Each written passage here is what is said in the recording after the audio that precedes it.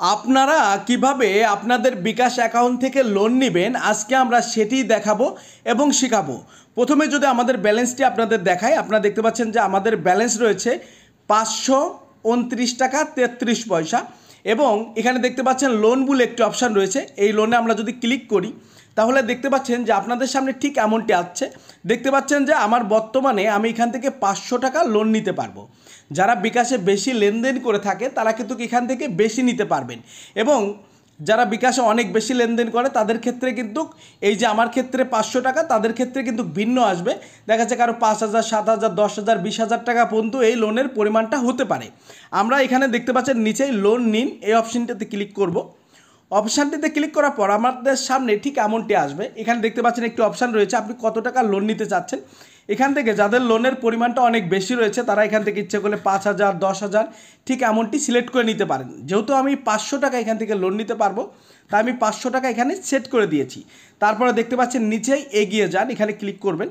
এখানে ক্লিক করার পর আপনি দেখতে পাবেন যে আপনার সামনে ঠিক এমনটি চলে আসবে। একদম উপরের দিকে দেখতে পাচ্ছেন যে সিটি ব্যাংক রয়েছে, মানে এই যে বিকাশ থেকে আমরা যে লোনটা নিচ্ছি এটা মূলত সিটি ব্যাংক আমাদেরকে দিচ্ছে।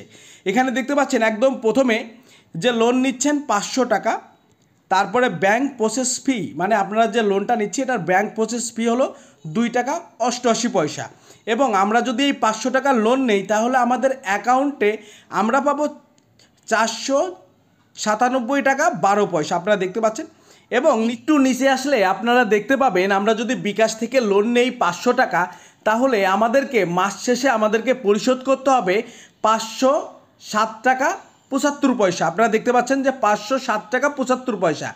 আমাদেরকে 500 টাকা লোনের বিপরীতে আমাদেরকে এক মাসে দিতে হবে 7 টাকা 75 পয়সা। মানে শতকরার হিসাবে যদি আসি, আপনি 100 টাকা যদি বিকাশ থেকে লোন নেন তাহলে 1 টাকা 50 পয়সা আপনাকে সুদ বাবদ আপনাদেরকে দিতে হবে। এখন যদি আপনি 500 টাকা লোন নেন সেক্ষেত্রে আপনাকে বেশি দিতে হবে 7 টাকা 75 পয়সা। নিচে দেখতে পাচ্ছেন এগিয়ে যান, আমরা এই এগিয়ে যানে ক্লিক করব। এখানে দেখতে পাচ্ছেন কিছু শর্তাবলী রয়েছে, তারপর আমরা এখানে এগিয়ে যাব। এগিয়ে যাওয়ার পর আপনারা এখানে দেখতে পাচ্ছেন যে আমাদেরকে মোট কত টাকা ব্যালেন্স দিবে, কত টাকা দিবে সেটা কিন্তু এখানে দেখাচ্ছে। এখন আপনাদের যে পিন কোডটি রয়েছে মানে পাসওয়ার্ডটি রয়েছে সেটি এখানে আমরা দিয়ে দেব। আমাদের পাসওয়ার্ডটি এখানে আমরা দিয়ে দিব। আপনার যে বিকাশের পাসওয়ার্ডটি রয়েছে এটি সঠিকভাবে দেওয়ার পর এখানে দেখতে পাচ্ছেন যে পিন কনফার্ম করুন, এখানে ক্লিক করবেন।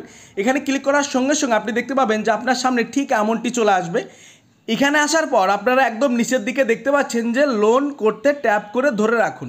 তারপরে এই অংশটা আপনি যদি এইভাবে ধরে রাখেন তাহলে আপনি দেখতে পাবেন যে আপনার যে লোন অপশানটি দেখতে পাচ্ছেন এখানে কিন্তু চলে এসেছে। আমাদের যে লোন আমরা বিকাশ থেকে নিয়েছি, এখন যদি আমাদের অ্যাকাউন্ট দেখতে পাচ্ছেন যে এখানে SMS চলে এসেছে, অনেকগুলো SMS চলে এসেছে। এখন যদি আমরা আমাদের মূল ব্যালেন্সে যদি আপনাদেরকে দেখাই তাহলে আপনারা এখানে দেখতে পাচ্ছেন যেখানে কিন্তু আমাদের লোনটি চলে এসেছে। এখন যদি আমরা SMS-এ গিয়ে যদি আপনাদেরকে দেখাই, দেখতে পাচ্ছেন যে আমরা বিকাশ থেকে যে লোন নিয়েছি তার কিন্তু একটি SMS কিন্তু আমাদের এখানে চলে এসেছে। ঠিক এভাবে কিন্তু আপনি বিকাশ থেকে লোন নিতে পারেন। এখন দেখাবো যে বিকাশ থেকে লোন নিলে আপনি কিভাবে সেটি পরিশোধ করবেন। আমরা আবার চলে যাব আমাদের অ্যাপসে। দেখতে পাচ্ছেন অ্যাপসে চলে এসেছি। অ্যাপসে চলে আসার পর এখানে দেখতে পাচ্ছেন আবারও সেই লোন অপশানটি কিন্তু রয়েছে, এই লোনে ক্লিক করবেন। লোন অপশানে প্রবেশ করার পর আপনি দেখতে পাবেন যে আমাদের লোন রয়েছে একটি, এখানে দেখাচ্ছে লোন রয়েছে একটি এবং এখানে দেখাচ্ছে মোট পরিশোধ করতে হবে আপনাদের 507 টাকা। এখন নিচে দেখতে পাচ্ছেন লোন বিবরণী বলে একটি অপশান রয়েছে, আমরা যদি এখানে ক্লিক করি তাহলে আপনার সামনে ঠিক এমনটি চলে আসবে এবং নিচে দেখতে পাচ্ছেন লোন পরিশোধ করুন। আমরা আবার এই লোন পরিশোধে ক্লিক করব। লোন পরিশোধে ক্লিক করার পর আপনার নিচে দেখতে পাচ্ছেন যে আপনারা কত করে পরিশোধ করবেন, মানে আংশিক মানে কম নাকি একবারে সম্পূর্ণটি পরিশোধ করবেন। আমরা সম্পূর্ণটি পরিশোধ করব। দেখতে পাচ্ছেন আমরা সম্পূর্ণটি পরিশোধ করছি, যার কারণে আমাদের কাছ থেকে যেহেতু এখনই আমরা লোন নিয়েছি এবং এখনই পরিশোধ করছি, যার কারণে আমাদের কাছে শুধুমাত্র 25 পয়সা এক্সট্রা চার্জ ধরেছে। আর যদি আমরা এক মাস পরে যদি এই লোনটি পরিশোধ করতাম তাহলে আমাদের 7 টাকা 75 পয়সা বেশি দেওয়া লাগতো। এখন একদম নিচের দিকে দেখতে পাচ্ছেন যে পরিশোধ করতে এগিয়ে যান। আমরা আবার এখানে আসব এবং এখানে আমাদের যে পাসওয়ার্ডটি রয়েছে আমরা সেটি এখানে দিয়ে দিব। আপনারা দেখতে পাচ্ছেন আমাদের যে পাসওয়ার্ডটি রয়েছে সেটি কিন্তু আমরা এখানে দিয়ে দিয়েছি এবং এখানে দেখতে পাচ্ছেন পিন কনফার্ম করুন, এখানে ক্লিক করবেন। এখানে ক্লিক করার পর ঠিক আগের মতোই প্রসেসিং আসবে। তারপর একদম নিচের দিকে এভাবে চাপ দিয়ে ধরে রাখবেন।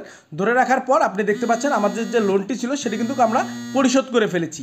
এখন যদি আমরা লোন অপশানে আবার ফিরে যাই, হোম অপশানে দেখতে পাচ্ছেন আমরা লোন অপশানে ফিরে এসেছি।